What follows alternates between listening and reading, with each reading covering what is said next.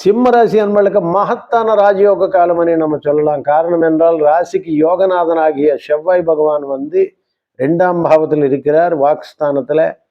அவர் 10ஆம் தேதி 3ஆம் இடத்துக்கு மாறுகிறார். சூரியன் வலுவான நிலையில வந்து ராசியிலே அமர்ந்திருக்கிறார். ராசிநாதன் மாத தொடக்கத்துல 17ஆம் தேதி தனஸ்தானத்துக்கு வருகிறார். இதுல சிறப்பான புதனோடு இணையும் போது சூரிய பகவானுக்கு ஒரு மகத்தான ஒளி பெறுகிறது. ஆக புதாதித்ய யோகம் என்று சொல்லக்கூடிய ஒரு நிபுண யோகத்தை பெறுகிறார்.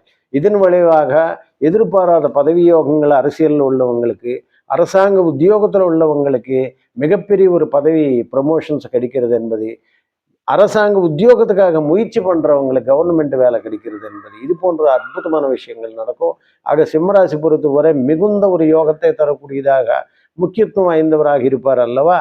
ஆக அவர்களுக்கு வந்து கேத்து இருக்கிறதுனால சில காரியங்களில் மிகுந்த ஜாகிரதாக செயல்பட வேண்டியது அவசியமாகும். காரணம் என்றால் கேத்து வந்து ஜென்மத்தில் இருக்கும்போது பல தொல்லைகள் கொடுக்கும்.